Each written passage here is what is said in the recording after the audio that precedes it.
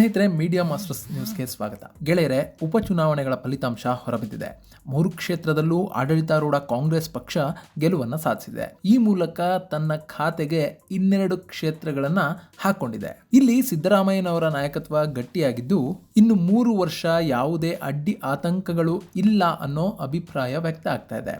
ಇದೇ ವೇಳೆ ಬಿಜೆಪಿ ಮತ್ತು ಜೆಡಿಎಸ್ನ ನಾಯಕತ್ವಕ್ಕೆ ಮುಂದಿನ ಚುನಾವಣೆ ಅಗ್ನಿ ಪರೀಕ್ಷೆ ಆಗ್ತಾ ಇದ್ದು, ತಮ್ಮಲ್ಲಿನ ಭಿನ್ನಮತವನ್ನ ಗುಂಪುಗಾರಿಕೆಯನ್ನ ಸರಿಪಡಿಸಿಕೊಂಡು ಗಟ್ಟಿ ಕಾಳುಗಳನ್ನು ಜೋಪಾನ ಮಾಡಿಕೊಳ್ಳುವ ಸಮಯ ಎರಡೂ ಪಕ್ಷಕ್ಕೂ ಬಂದಾಗಿದೆ. ಇನ್ನು ಈ ಉಪಚುನಾವಣೆ 2028ರ ವಿಧಾನಸಭಾ ಚುನಾವಣೆಗೆ ದಿಕ್ಸೂಚಿ ಅಂತ ಹೇಳುವವರ ಸಂಖ್ಯೆ ಕೂಡ ಹೆಚ್ಚಾಗ್ತಾ ಇದೆ. ಆದರೆ ಉಪಚುನಾವಣೆಗಳಿಗೂ ಸಾರ್ವತ್ರಿಕ ಚುನಾವಣೆಗಳಿಗೂ ಭಾರಿ ವ್ಯತ್ಯಾಸ ಇದೆ ಅನ್ನೋದು ಈ ಹಿಂದಿನಿಂದಲೂ ಕೂಡ ನಮಗೆ ಗೊತ್ತಿದೆ.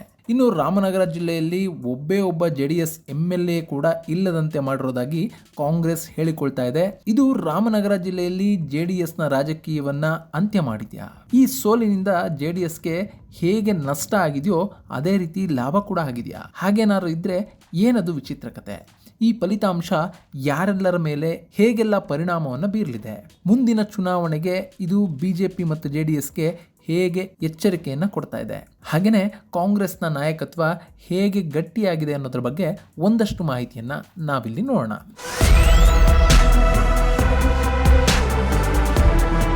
ಗೆಳೆಯರ, ರಾಜ್ಯದಲ್ಲಿ 3 ಉಪಚುನಾವಣೆಗಳು ನಡೆದವು.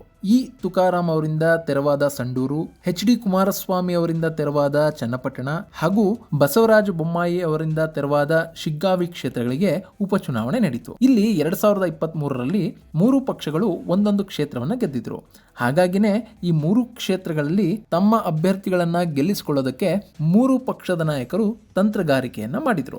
ಆದರೆ ಈ ಉಪಚುನಾವಣೆಯಲ್ಲಿ ಹಠಕ್ಕೆ ಬಿದ್ದು ಕಾಂಗ್ರೆಸ್ ಪಕ್ಷ 3 ಕ್ಷೇತ್ರವನ್ನ ತನ್ನದಾಗಿಸಿಕೊಂಡಿದೆ. ಈ ಕ್ರೆಡಿಟ್ ಈಗಾಗಲೇ ಕೆಪಿಸಿಸಿ ಅಧ್ಯಕ್ಷ DK ಶಿವಕುಮಾರ್ ಅವರಿಗೆ ಹಾಗೂ ಮುಖ್ಯಮಂತ್ರಿ ಸಿದ್ದರಾಮಯ್ಯ ಅವರಿಗೆ ಸೇರಾಗಿದೆ. ಇದರಿಂದ ಕಾಂಗ್ರೆಸ್ನ ನಾಯಕತ್ವ ಗಟ್ಟಿಯಾಗ್ತಿರೋದಲ್ಲದೆ ಸಾಕಷ್ಟು ಆರೋಪಗಳು ಇದ್ರೂ ಕೂಡ ಉಪಚುನಾವಣೆಯನ್ನ ಗೆಲ್ಲೋದ್ರ ಮೂಲಕ ಜನ ಇನ್ನೂ ಕೂಡ ತಮ್ಮ ಜೊತೆ ಇದ್ದಾರೆ ಅನ್ನುವ ಸಂದೇಶವನ್ನ ಮುಖ್ಯಮಂತ್ರಿಗಳು ಹಾಗೂ ಉಪಮುಖ್ಯಮಂತ್ರಿಗಳು ಕೊಡ್ತಾ ಇದ್ದಾರೆ. ಇದು ಮುಂದಿನ ದಿನಗಳಲ್ಲಿ ಮುಖ್ಯಮಂತ್ರಿ ಬದಲಾವಣೆ ಮಾತುಗಳನ್ನು ಕೂಡ ಕಡಿಮೆ ಮಾಡಬಹುದು ಅಂತ ಹೇಳಲಾಗ್ತಾ ಇದೆ. ಇನ್ನು ಚನ್ನಪಟ್ಟಣದ ಗೆಲುವು DK ಶಿವಕುಮಾರ್ ಅವರ ಶಕ್ತಿಯನ್ನ ಹೆಚ್ಚಿಸಿದೆ ಅಂತ ಅವರ ಬೆಂಬಲಿಗರು ಹೇಳ್ತಾ ಇದ್ದಾರೆ. ಹಾಗೇನೆ 3 ಕ್ಷೇತ್ರದಲ್ಲಿ ಕಾಂಗ್ರೆಸ್ ಗೆಲುವು ಸಿಕ್ಕಿರೋದ್ರಿಂದ ಅಲ್ಪಸಂಖ್ಯಾತ ಮುಖಂಡ BZ ಜಮೀರ್ ಅಹಮದ್ ಖಾನ್ ಸ್ವಲ್ಪ ಮೈಲೇಜನ್ನು ಪಡ್ಕೊಳ್ಬಹುದು. ಇದೆಲ್ಲದರ ಜೊತೆಗೆ ಅಲ್ಪಸಂಖ್ಯಾತರು ಕಾಂಗ್ರೆಸ್ನ ಜೊತೆಗೆ ಸಾಲಿಡ್ ಆಗಿದ್ದಾರೆ ಅನ್ನೋದನ್ನ ಈ ಚುನಾವಣೆ ಮತ್ತೊಮ್ಮೆ ಪ್ರೂವ್ ಮಾಡಿದೆ. ಹೀಗಾಗಿ ಜಮೀರ್ ಅಹಮದ್ ಅವರಿಗೆ ಮುಂದಿನ ದಿನಗಳಲ್ಲಿ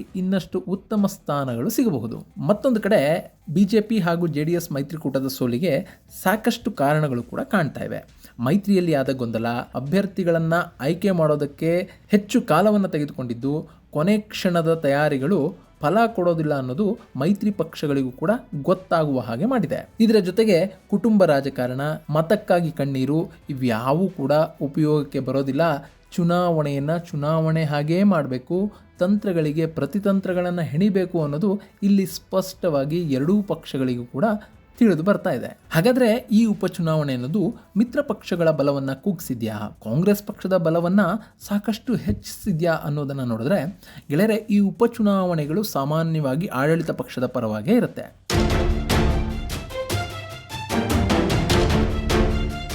ಉಪಚುನಾವಣೆಗಳು ನಡೆದಂಥ ಸಂದರ್ಭದಲ್ಲಿ ಆಡಳಿತ ಪಕ್ಷದ ಅಭ್ಯರ್ಥಿಗಳು ಗೆದ್ದದ್ದೇ ಆದರೆ ಅಲ್ಲಿನ ಅಭಿವೃದ್ಧಿಗೆ ಹಣಕಾಸಿನ ನೆರವು ಸಿಗುತ್ತೆ, ಸಾಕಷ್ಟು ಅಭಿವೃದ್ಧಿ ಕಾರ್ಯಗಳಾಗುತ್ತೆ ಅನ್ನೋದು ಸಾಕಷ್ಟು ಮತದಾರರ ಅನಿಸಿಕೆ.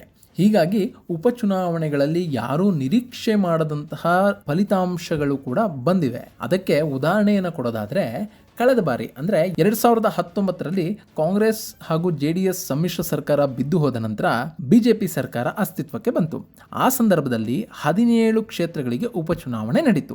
ಆ 17 ಕ್ಷೇತ್ರಗಳಲ್ಲಿ ಸಿಂಹಪಾಲನ್ನ ಬಿಜೆಪಿ ಗೆದ್ಕೊಳ್ತು. ಯಾಕಂದ್ರೆ ಹುಣಸೂರಿನಲ್ಲಿ ಕಾಂಗ್ರೆಸ್ ಪಕ್ಷದ ಅಭ್ಯರ್ಥಿ ಗೆಲುವನ್ನ ಸಾಧಿಸಿದ್ರೆ ಇನ್ನುಳಿದ ಕ್ಷೇತ್ರಗಳು ಆಡಳಿತ ಪಕ್ಷಕ್ಕೆ ಜೈಕಾರವನ್ನ ಹಾಕಿದ್ವು. ಅದರಲ್ಲೂ ಬಿಜೆಪಿಗೆ ನೆಲೆಯೇ ಇಲ್ಲ ಅಂತ ಹೇಳಲಾಗ್ತಾ ಇದ್ದ KR ಪೇಟೆ ವಿಧಾನಸಭಾ ಕ್ಷೇತ್ರ ಹಾಗೂ ಸಿರಾ ವಿಧಾನಸಭಾ ಕ್ಷೇತ್ರಗಳಲ್ಲಿ ಬಿಜೆಪಿಯ ಅಭ್ಯರ್ಥಿಗಳು ಗೆದ್ದದ್ದು ಎಲ್ಲರನ್ನೂ ಅಚ್ಚರಿಗೆ ಒಳಪಡಿಸಿತು. ಆ ಸಂದರ್ಭದಲ್ಲಿ ಕಾಂಗ್ರೆಸ್ ಪಕ್ಷ ಕಳೆದುಕೊಂಡ 14 ಕ್ಷೇತ್ರದಲ್ಲಿ ಅವರು ಪಡ್ಕೊಂಡಿದ್ದು 1 ಕ್ಷೇತ್ರವನ್ನು ಮಾತ್ರ. ಇನ್ನು JDS 3ಕ್ಕೆ 3 ಕ್ಷೇತ್ರವನ್ನು ಕೂಡ ಕಳ್ಕೊಳ್ತು. ಸೊ ಉಪಚುನಾವಣೆ ಅಂತ ಬಂದಾಗ ಆಡಳಿತ ಪಕ್ಷದಲ್ಲಿ ಯಾರಿರ್ತಾರೋ ಆ ಪಕ್ಷಗಳಿಗೆ ತುಸು ಲಾಭ ಹೆಚ್ಚಾಗಿರುತ್ತೆ. ಇಲ್ಲೂ ಕೂಡ ಹಾಗೆ ಆಗಿದೆ. ಕಾಂಗ್ರೆಸ್ ಪಕ್ಷ ಅಧಿಕಾರದಲ್ಲಿದೆ, ಅವರು ಗ್ಯಾರಂಟಿ ಯೋಜನೆಗಳನ್ನು ಜಾರಿ ಮಾಡಿದ್ದಾರೆ. ಚುನಾವಣೆಗೆ ಕೆಲವೇ ದಿನಗಳು ಇರುವಾಗ ಗೃಹಲಕ್ಷ್ಮಿ ಯೋಜನೆಯ ಹಣ ರಿಲೀಸ್ ಆಗಿತ್ತು.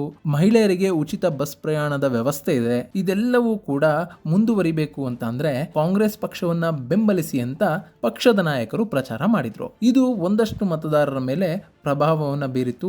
ಹೀಗಾಗಿ ಈ ಉಪಚುನಾವಣೆಯಲ್ಲಿ ಕಾಂಗ್ರೆಸ್ ಪಕ್ಷಕ್ಕೆ ಮತದಾರ ಜೈ ಅನ್ನುವಂತೆ ಮಾಡಿದೆ. ಇಲ್ಲಿ ಏನೇ ಆದ್ರೂ ಆಡಳಿತ ಪಕ್ಷದ ಕೈ ಮೇಲಾಗಿದೆ. ಸಿದ್ದರಾಮಯ್ಯ ಹಾಗೂ DK ಶಿವಕುಮಾರ್ ಅವರ ನಾಯಕತ್ವಕ್ಕೆ ಬಲ ಬಂದಿದೆ. ಹೀಗಾಗಿನೇ ಉಪಮುಖ್ಯಮಂತ್ರಿ ಹಾಗೂ KPCC ಅಧ್ಯಕ್ಷ DK ಶಿವಕುಮಾರ್ ಅವರು ಈ ಉಪಚುನಾವಣೆಯ ಫಲಿತಾಂಶ 2028ರ ಸಾರ್ವತ್ರಿಕ ಚುನಾವಣೆಯ ಫಲಿತಾಂಶಕ್ಕೆ ದಿಕ್ಸೂಚಿ ಅಂತ ಹೇಳ್ತಾ ಇರೋದು.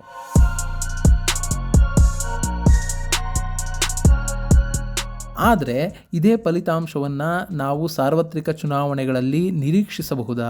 ಯಾಕೆ ಈ ಪ್ರಶ್ನೆ ಉದ್ಭವ ಆಗುತ್ತೆ ಅಂತ ಅಂದರೆ, ಸಾರ್ವತ್ರಿಕ ಚುನಾವಣೆ ಸಂದರ್ಭದಲ್ಲಿ ಈ ರೀತಿಯಾದ ಪ್ರಚಾರದ ಅಬ್ಬರ ಇರೋದಿಲ್ಲ. ಇಲ್ಲಿ ಒಂದು ಕ್ಷೇತ್ರದ ಮೇಲೆ ಸಾಕಷ್ಟು ಶಾಸಕರು, ಮಂತ್ರಿಗಳು ಕಾನ್ಸಂಟ್ರೇಟ್ ಮಾಡಿರ್ತಾರೆ. ಅವರಿಗೆ ಜವಾಬ್ದಾರಿಗಳನ್ನು ಕೊಡಲಾಗಿರುತ್ತೆ. ಹೀಗಾಗಿ ಉಪಚುನಾವಣೆಗಳು ನಡೆಯುವ ರೀತಿಯೇ ಬೇರೆ, ಸಾರ್ವತ್ರಿಕ ಚುನಾವಣೆಗಳು ನಡೆಯುವ ರೀತಿಯೇ ಬೇರೆ ಆಗಿರುತ್ತೆ. ಹೀಗಾಗಿ ಉಪಚುನಾವಣೆಗಳಲ್ಲಿನ ಗೆಲುವನ್ನು ಸಾರ್ವತ್ರಿಕ ಚುನಾವಣೆಯ ದಿಕ್ಸೂಚಿ ಅಂತ ಹೇಳೋದಕ್ಕೆ ಬರೋದಿಲ್ಲ. ಹಾಗೇನಾದರೂ ಆಗಿದ್ರೆ ಕಳೆದ ಬಾರಿ BJPನೇ ಮತ್ತೊಮ್ಮೆ ಅಧಿಕಾರಕ್ಕೆ ಬರಬೇಕಾಗಿತ್ತು ಅಲ್ವಾ? ಇನ್ನು ಈ ಬಾರಿಯ ಉಪಚುನಾವಣೆ ರಾಜಕೀಯ ಪಕ್ಷಗಳ ನಾಯಕತ್ವದಲ್ಲಿ ಏನೆಲ್ಲ ಬದಲಾವಣೆಯನ್ನು ತರಬಹುದು? ಸದ್ಯಕ್ಕೆ ಚನ್ನಪಟ್ಟಣ ಉಪಚುನಾವಣೆಯಲ್ಲಿ ಸೋತಿರೋದ್ರಿಂದ ರಾಮನಗರ ಜಿಲ್ಲೆಯಲ್ಲಿ JDSನ ಅಸ್ತಿತ್ವ ಇಲ್ಲ ಅಂತ ಹೇಳಲಾಗ್ತಾ ಇದೆ. ಯಾಕೆಂದ್ರೆ ಈ ಹಿಂದೆನೆ ಕಾಂಗ್ರೆಸ್ ಪಕ್ಷ 3 ಕ್ಷೇತ್ರಗಳಲ್ಲಿ ಗೆದ್ದಿತ್ತು. ಚನ್ನಪಟ್ಟಣ ಮಾತ್ರ ಕುಮಾರಸ್ವಾಮಿ ಅವರ ಹಿಡಿತದಲ್ಲಿತ್ತು. ಆದರೆ ಈಗ ಚನ್ನಪಟ್ಟಣವನ್ನು ಕೂಡ ಕಾಂಗ್ರೆಸ್ನಿಂದ ಸ್ಪರ್ಧಿಸಿದ್ದ ಯೋಗೇಶ್ವರ್ ತಮ್ಮ ಹಿಡಿತಕ್ಕೆ ಪಡೆದಿರೋದ್ರಿಂದ ರಾಮನಗರ ಜಿಲ್ಲೆಯ 4 ವಿಧಾನಸಭಾ ಕ್ಷೇತ್ರದಲ್ಲಿ ಸದ್ಯಕ್ಕೆ ಕಾಂಗ್ರೆಸ್ ಪಕ್ಷದ ಶಾಸಕರೇ ಇದ್ದಾರೆ. ಹೀಗಾಗಿ ರಾಮನಗರದಲ್ಲಿ JDSನ ಕತೆ ಮುಗಿಯಿತು ಅಂತ ಹೇಳಲಾಗ್ತಾ ಇದೆ.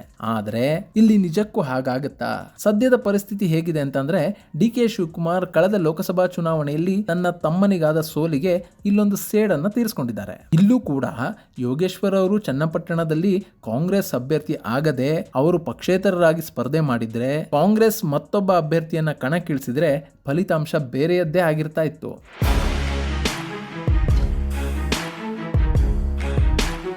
ಹೀಗಾಗಿ ಇಲ್ಲಿ ತಂತ್ರಗಳು ಕೆಲಸ ಮಾಡಿವೆ ವಿನಃ JDS ಪಕ್ಷ ಅಸ್ತಿತ್ವವನ್ನೇ ಕಳೆದುಕೊಂಡಿದೆ ಅಂತ ಹೇಳೋದಕ್ಕೆ ಬರೋದಿಲ್ಲ.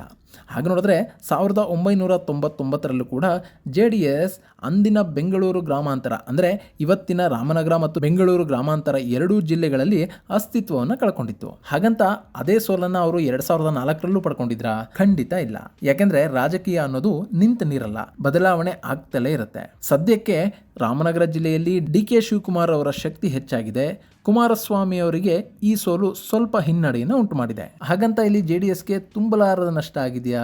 ಇಲ್ಲಿ ನಿಖಿಲ್ ಕುಮಾರಸ್ವಾಮಿ ಅವರ ಸೋಲಿನ ಕಹಿ JDS ಅನ್ನ ಬಾಧಿಸಬಹುದು. ಆದ್ರೆ ಯೋಗೇಶ್ವರ್ ಕಾಂಗ್ರೆಸ್ಗೆ ಹೋಗಿರೋದ್ರಿಂದ ಇಲ್ಲಿ JDS ಮತ್ತು BJPಯ ಮೈತ್ರಿಯಲ್ಲಿ ಉಂಟಾಗಬಹುದಾಗಿದ್ದ ಸಂಘರ್ಷ ಮುಂದೆ ಕಡಿಮೆ ಆಗಬಹುದು. ಯಾಕೆಂದ್ರೆ ಯೋಗೇಶ್ವರ್ ಈ ಬಾರಿ ಚನ್ನಪಟ್ಟಣದಲ್ಲಿ JDS ಅಥವಾ BJPಯಿಂದ ಗೆದ್ದಿದ್ದೇ ಆಗಿದ್ರೆ ಮುಂದಿನ ಚುನಾವಣೆಯಲ್ಲೂ ಕೂಡ ಅವರಿಗೆ ಆ ಸೀಟನ್ನು ಬಿಟ್ಟುಕೊಡ್ಬೇಕಾಗಿ ಬರ್ತಾ ಇತ್ತು, ಆ ಕ್ಷೇತ್ರವನ್ನು ಬಿಟ್ಟು ಕೊಡಬೇಕಾಗಿ ಬರ್ತಾ ಇತ್ತು. ಆದರೆ ಈಗ JDSಗೆ ಆ ತಲೆನೋವು ಇಲ್ಲ. ಮುಂದಿನ ಚುನಾವಣೆಯಲ್ಲಿ ರಾಮನಗರ ಜಿಲ್ಲೆಯ 4 ಕ್ಷೇತ್ರವನ್ನು JDS ತಾನೇ ಪಡ್ಕೊಳ್ಬಹುದು.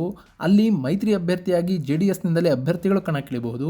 ಗೆದ್ರೂ ಸೋತ್ರೂ ಕ್ಷೇತ್ರಗಳು JDSನ ಪಾಲಿಗೆ ಉಳ್ಕೊಳ್ಳುತ್ತವೆ ಅನ್ನೋದು ಸತ್ಯ. ಹೀಗಾಗಿ ಇಲ್ಲಿ JDSನ ಆಟ ಮುಗಿದೇ ಹೋಯಿತು ಅಂತ ಹೇಳೋದಕ್ಕೆ ಬರೋದಿಲ್ಲ. ಇನ್ನು ರಾಮನಗರದಲ್ಲಿ JDS ಮತ್ತು ಕಾಂಗ್ರೆಸ್ಸಿನ ನೇರ ಹಣಾಹಣಿಗೆ ಈ ಚುನಾವಣೆ ಕಾರಣ ಆಗ್ತಾ ಇದೆ. ನಾನು ಮೊದಲೇ ಹೇಳಿದಾಗೆ ಯೋಗೇಶ್ವರ್ ಕಾಂಗ್ರೆಸ್ಗೆ ಹೋಗಿರೋದ್ರಿಂದ ಮುಂದಿನ ಚುನಾವಣೆಯಲ್ಲಿ 4 ಕ್ಷೇತ್ರಗಳಲ್ಲಿ JDSನ ಅಭ್ಯರ್ಥಿಗಳು ಕಣಕ್ಕಿಳಿತಾರೆ. ಅವರ ಎದುರಾಳಿಗಳಾಗಿರೋದು ಕಾಂಗ್ರೆಸ್ನ ಅಭ್ಯರ್ಥಿಗಳು. 2023ರ ಚುನಾವಣೆಯಲ್ಲಿ JDS ಪಕ್ಷದ ಸೋಲಿಗೆ BJP ಪಡ್ಕೊಂಡಂತಹ ಒಂದಷ್ಟು ಮತಗಳು ಕೂಡ ಕಾರಣ ಆಗಿದ್ವು. ಹೀಗಾಗಿ ಮುಂದಿನ ಬಾರಿ ಮೈತ್ರಿ ಪಕ್ಷದ ಅಭ್ಯರ್ಥಿಗಳು ಕಣಕ್ಕಿಳಿಯೋದ್ರಿಂದ ಕಾಂಗ್ರೆಸ್ ಮತ್ತು ಜೆಡಿಎಸ್ ನ ನಡುವೆ ನೇರ ಹಣಾಹಣಿ ನಡೆಯೋದು ಸ್ಪಷ್ಟ ಆಗ್ತಾ ಇದೆ. ಸೊ ಈ ಬಾರಿಯ ಉಪಚುನಾವಣೆಯಲ್ಲಿ ಜೆಡಿಎಸ್ ಸೋತಿದೆ ಅಂದ ಮಾತ್ರಕ್ಕೆ ಅದು ರಾಮನಗರದಿಂದ ಸಂಪೂರ್ಣವಾಗಿ ಅಸ್ತಿತ್ವವನ್ನು ಕಳಕೊಂಡಿದೆ ಅಂತ ಹೇಳೋದು ತಪ್ಪಾಗುತ್ತೆ. ಅಲ್ಲದೆ ಈ ಬಾರಿ ಮಗನ ಸೋಲಿಗೆ ಕುಮಾರಸ್ವಾಮಿ ಕೂಡ ಪ್ರತೀಕಾರವನ್ನ ಹೇಳುವ ತವಕದಲ್ಲಿ ಇರ್ತಾರೆ. ಅವಕಾಶ ಬಂದಾಗ ಅವರು ಕೂಡ ರಾಜಕೀಯ ದಾಳವನ್ನ ಉರುಳಿಸಬಹುದು. ಹೀಗಾಗಿ ಇದೊಂದು ಸೋಲಿನಿಂದ ಜೆಡಿಎಸ್ ಸಂಪೂರ್ಣವಾಗಿ ಅಸ್ತಿತ್ವವನ್ನು ಕಳಕೊಂಡಿದೆ ಅಂತ ಹೇಳೋದಕ್ಕೆ ಬರೋದಿಲ್ಲ. ಇನ್ನು ಬಿಜೆಪಿ ನಾಯಕತ್ವ ಸದ್ಯಕ್ಕೆ BY ವಿಜಯೇಂದ್ರ ಉಪಚುನಾವಣೆಗಳ ಸೋಲಿನ ಹೊಣೆಯನ್ನ ತಾವೇ ಹೊರೋದಾಗಿ ಹೇಳಿದ್ದಾರೆ. ಇಷ್ಟಾದ್ರೂ ವಿಜಯಪುರದ ಶಾಸಕ ಬಸನಗೌಡ ಪಾಟೀಲ್ ಯತ್ನಾಳ್ ಮಾತ್ರ ಈ ಚುನಾವಣೆಯಲ್ಲಿ ಸೋಲೋದಕ್ಕೆ ವಿಜಯೇಂದ್ರ ಹಾಗೂ ಯಡಿಯೂರಪ್ಪ ಅವರೇ ಕಾರಣ ಅಂತ ಹೇಳ್ತಾ ಇದ್ದಾರೆ. ಇದು ಬಿಜೆಪಿಯಲ್ಲಿ ಕೂಡ ಎಲ್ಲವೂ ಸರಿ ಇಲ್ಲ ಅನ್ನೋದನ್ನ ಬಹಿರಂಗವಾಗಿ ತೋರಿಸ್ತಾ ಇದೆ. ಬಹಳ ಹಿಂದಿನಿಂದಲೂ ಕೂಡ ಯತ್ನಾಳ್ BY ವಿಜಯೇಂದ್ರ ಅವರ ವಿರುದ್ಧ ಮಾತಾಡ್ತಾ ಇದ್ದಾರೆ. ಇಷ್ಟಾದರೂ ಕೂಡ ಬಿಜೆಪಿ ಹೈಕಮಾಂಡ್ ಅವರ ವಿರುದ್ಧ ಯಾವುದೇ ಕ್ರಮವನ್ನು ತೆಗೆದುಕೊಂಡಿರಲಿಲ್ಲ. ಆದರೆ ಮಹಾರಾಷ್ಟ್ರ ಚುನಾವಣೆಯಲ್ಲಿ ಬಿಜೆಪಿ ಭರ್ಜರಿ ಜಯವನ್ನು ಗಳಿಸಿರುವಂತಹ ಸಂದರ್ಭದಲ್ಲಿ ಕರ್ನಾಟಕದ ಬಿಜೆಪಿಯನ್ನು ಸರಿ ಮಾಡುವ ನಿಟ್ಟಿನಲ್ಲಿ ಒಂದಷ್ಟು ಸೂಕ್ತ ನಿರ್ಧಾರಗಳು ಬಿಜೆಪಿ ಪಕ್ಷದಿಂದ ಆಗಬಹುದು ಅಂತ ಹೇಳಲಾಗ್ತಾ ಇದೆ. ಅದು ಯತ್ನಾಳ್ ಅವರ ಮೇಲೆ ಪ್ರಭಾವ ಬೀರುತ್ತಾ ಅಥವಾ ವಿಜಯೇಂದ್ರ ಅವರ ಮೇಲೆ ಪ್ರಭಾವ ಬೀರುತ್ತಾ ಅನ್ನೋದನ್ನ ಕಾದು ನೋಡಬೇಕು.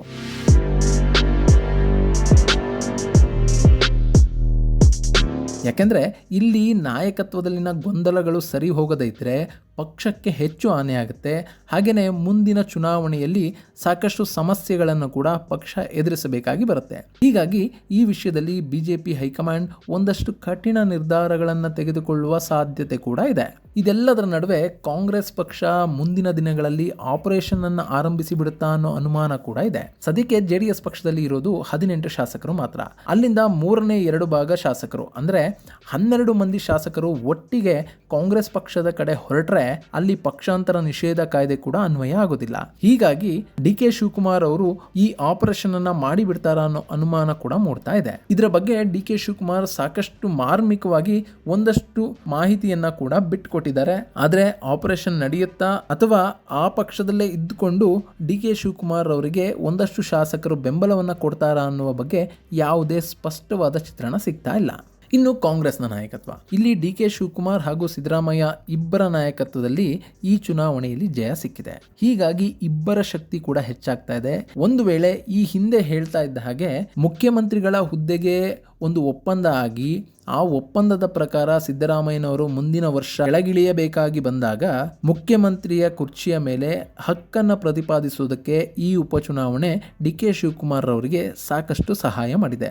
ಯಾಕೆಂದರೆ DK ಶಿವಕುಮಾರ್ KPCC ಅಧ್ಯಕ್ಷರಾಗಿದ್ದಾರೆ. ಅವರ ಜಿಲ್ಲೆಯಲ್ಲೇ JDSನ ಅಸ್ತಿತ್ವ ತುಂಬಾ ಹೆಚ್ಚಾಗಿದೆ. ಹೀಗಿರುವಾಗ ಅವರು ಮುಖ್ಯಮಂತ್ರಿಯ ಹುದ್ದೆಗೆ ಹೇಗೆ ಹಕ್ಕನ್ನು ಪ್ರತಿಪಾದಿಸ್ತಾರೆ ಎನ್ನುವ ಪ್ರಶ್ನೆಗಳು ಮೂಡ್ತಾ ಇದ್ವು. ಆದರೆ ಪರಿಸ್ಥಿತಿ ಈಗ ಬದಲಾಗಿದೆ. DK ಶಿವಕುಮಾರ್ ಅವರ ಜಿಲ್ಲೆಯಲ್ಲಿ JDS ಅನ್ನ ಸಂಪೂರ್ಣವಾಗಿ ಇಲ್ಲದಂತೆ ಮಾಡೋದರಲ್ಲಿ ಉಪಮುಖ್ಯಮಂತ್ರಿಗಳು ಯಶಸ್ವಿಯಾಗಿದ್ದಾರೆ. ಹೀಗಾಗಿ DK ಶಿವಕುಮಾರ್ ಮುಂದಿನ ದಿನಗಳಲ್ಲಿ ಒಂದು ವೇಳೆ ಮುಖ್ಯಮಂತ್ರಿಗಳ ಬದಲಾವಣೆಯ ವಿಷಯ ಮುನ್ನೆಲೆಗೆ ಬಂದರೆ ಅಲ್ಲಿ ತಮ್ಮ ಹಕ್ಕನ್ನು ಪ್ರತಿಪಾದಿಸುವ ಸಾಧ್ಯತೆಗಳು ಕೂಡ ಇರ್ತವೆ. ಹಾಗೆಯೇ ಸಿದ್ದರಾಮಯ್ಯನವರು ಕೂಡ ಈ ಉಪಚುನಾವಣೆಯ ಗೆಲುವಿನ ಶಕ್ತಿಯನ್ನು ಬಳಸಿಕೊಂಡು ಇನ್ನೂ 3 ವರ್ಷಗಳ ಕಾಲ ತಾವೇ ಅಧಿಕಾರದಲ್ಲಿ ಮುಂದುವರಿಯೋದರ ಬಗ್ಗೆ ಕೂಡ ಯೋಚನೆ ಮಾಡಬಹುದು. ತಮ್ಮನ್ನ ಕೆಳಗಿಳಿಸಿದ್ದೇ ಆದಲ್ಲಿ ಸಾಕಷ್ಟು ಸಮಸ್ಯೆಗಳು ಆಗುತ್ತವೆ ಎನ್ನುವ ಸಂದೇಶವನ್ನ ಸಿದ್ದರಾಮಯ್ಯನವರು ಕೊಡುವ ಸಾಧ್ಯತೆಗಳು ಕೂಡ ಇರ್ತವೆ. ಹಾಗಾಗಿನೇ ಈ ಉಪಚುನಾವಣೆ DK ಶಿವಕುಮಾರ್ ಮತ್ತು ಸಿದ್ದರಾಮಯ್ಯನವರ ಬಲವನ್ನ ಹೆಚ್ಚು ಮಾಡಿದ್ರೆ HD ಕುಮಾರಸ್ವಾಮಿ ಮತ್ತು ವಿಜಯೇಂದ್ರ ಅವರಿಗೆ ತಮ್ಮ ತಪ್ಪುಗಳನ್ನ ದೌರ್ಬಲ್ಯಗಳನ್ನ ಪಕ್ಷದಲ್ಲಿನ ಭಿನ್ನಮತವನ್ನ ಸರಿಪಡಿಸಿಕೊಂಡು ಮುಂದಿನ ಚುನಾವಣೆಗೆ ಸಜ್ಜಾಗುವಂತೆ ಎಚ್ಚರಿಕೆಯನ್ನು ಕೊಡ್ತಾ ಇದೆ. ಈ ಉಪಚುನಾವಣೆಯ ಗೆಲುವು ಮತ್ತು ಸೋಲಿನ ಪರಿಣಾಮಗಳು ಹೇಗಿರಲಿವೆ ಅನ್ನೋದನ್ನ ಮುಂದೆ ಕಾದು ನೋಡೋಣ. ಇದು ಗೆಳೆಯರೆ ಉಪಚುನಾವಣೆ ಹಾಗೂ ಅದರ ಎಫೆಕ್ಟ್ನ ಬಗ್ಗೆ ಒಂದಷ್ಟು ಮಾಹಿತಿ. ಮುಂದಿನ ವಿಡಿಯೋದಲ್ಲಿ ಮತ್ತೊಂದು ವಿಶೇಷ ಮಾಹಿತಿಯನ್ನು ನಿಮ್ಮ ಮುಂದಿಡ್ತೀನಿ. ಅಲ್ಲಿವರೆಗೂ ನಮಸ್ಕಾರ.